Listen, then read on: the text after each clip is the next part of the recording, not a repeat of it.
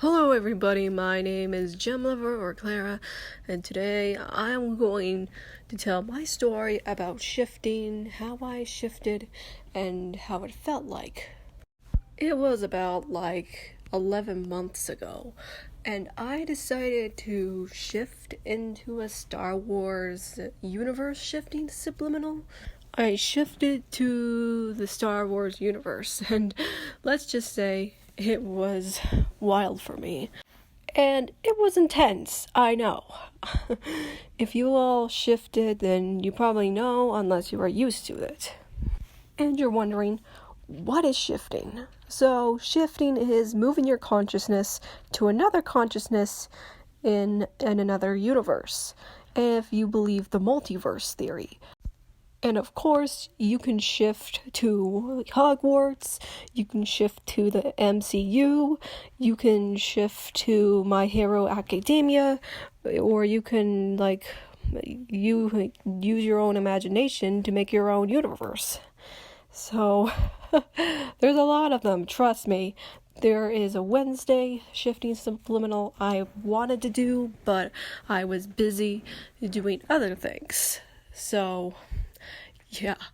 And of course, if you are a subliminal user or a shifter, then you will probably see subliminals on my channel, such as this Clear Skin subliminal, the Mask of Loki subliminal, and of course, multiple shifting subliminals.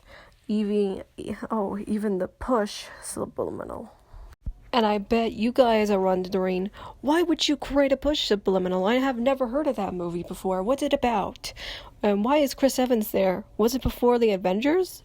Yes, it was before the Avengers. And the reason why I wanted to make a Push subliminal, because it was inspired by other subliminals that I have been working on. And I have been working on a Superman shifting subliminal, which it has the Christopher Reeve series. You know, the Superman 1, 2, 3, and 4. Yeah, I actually like those movies, actually. But anyway, the reason why I keep making these subliminals is just because I just want to make them and want to fit to your fantasies. But a lot of people are like, hey, I don't even know Push. What is Push? Is Push an action movie or a supernatural movie? So basically, the summary of this movie is about a telekinetic man whose name is Nick Gant, and yeah, he wants to get the revenge on a government named Division for killing his father. So he teams up with a girl who can see the future named Cassie Holmes. And of course, Division has this drug enhancement that can enhance the physics powers and abilities, might even kill them. So, yeah, I recommend this movie if you're a fan of Chris Evans. So, yeah. And I know why you people might be thinking, but Clara, what are the powers in this extraordinary movie? That's what I'll be telling you with. So movers are basically telekinesis. And of course, telekinesis is connected through the mind. And you know the popular term telekinesis if you could think of Stranger Things and Carrie White from Carrie.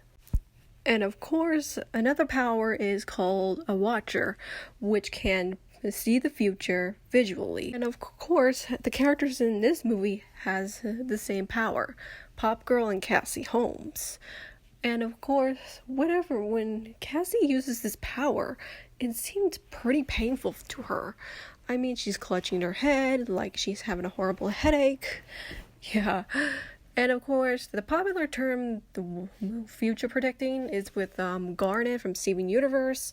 And of course, Danny Torrance, well, kinda from The Shining. Yeah, so that's pretty much it about it. I can't think of anyone who can predict the future. Sniffers are basically tracking people down by sniffing or touching an object, which belongs to the victim. It's kind of like being a watcher, but no headaches. Pushers are basically mind manipulators. They can implant fake memories into a person's mind, and their eyes go completely black. while doing this power. And of course, that power kind of looks cool, but a little dangerous, in my opinion. And of course, the character of this movie, Kira, has it. Yeah, I just don't want to make this video too long, so I'm just going to skip to this story. I listened to my push shifting subliminal for weeks, and of course, I wanted to be a mover. So, yeah, originally I wanted to be a watcher, but due to the headaches I'm going to get while being a watcher, I decided to be a mover because it would be more easier to handle. So, yeah, when I chose the mover, so I began feeling my hands slightly ache a lot. And of course, my fingers were popping, and my fingers are even going numb. Heck, my hand almost went numb one time. It was just a side effect, and I've been having push-like dreams. And of course, I've been using a lot of shifting methods at the time. I tried using the Raven method, which you usually spread your arms and legs like a starfish and count to 100 while saying affirmations that you can shift and you can make it to your universe or your dream reality. And of course, at the time, I was doing this before my shifting script, after my shifting script. And of course, I used notes on my phone to make sure of that. And of course, as I was using the Raven method, it worked, despite all of the side effects of shifting, like tingles and flashes of light, and of course, numbness and feeling like floating.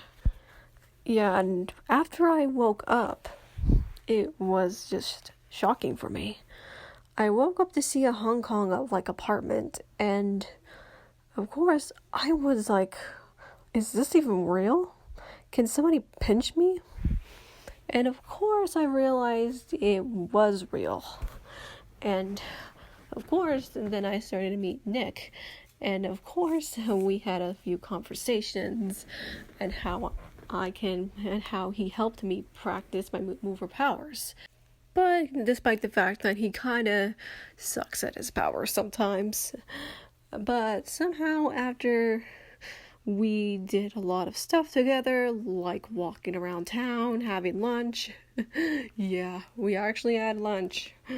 Believe me.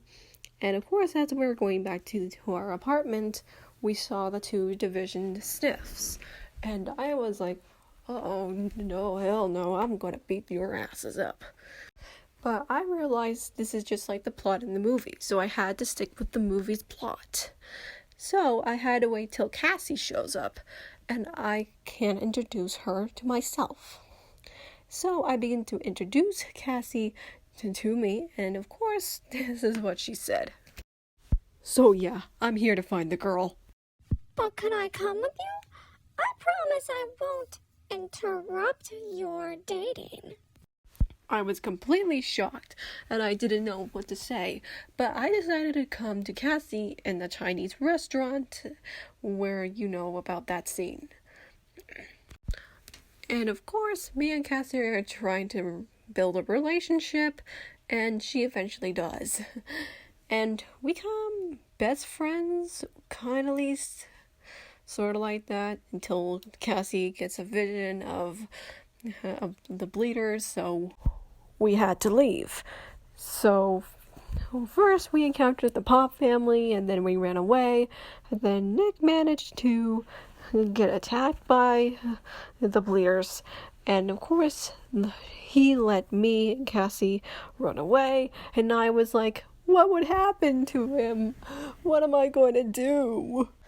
And after that, we went to Teresa Stowey's place so she can heal Nick. And of course, it was painful for him. And I was about cringing by Nick's healing process because it was really painful. And I wanted to tell Nick everything is going to be okay and all. But but it was over when I comforted him.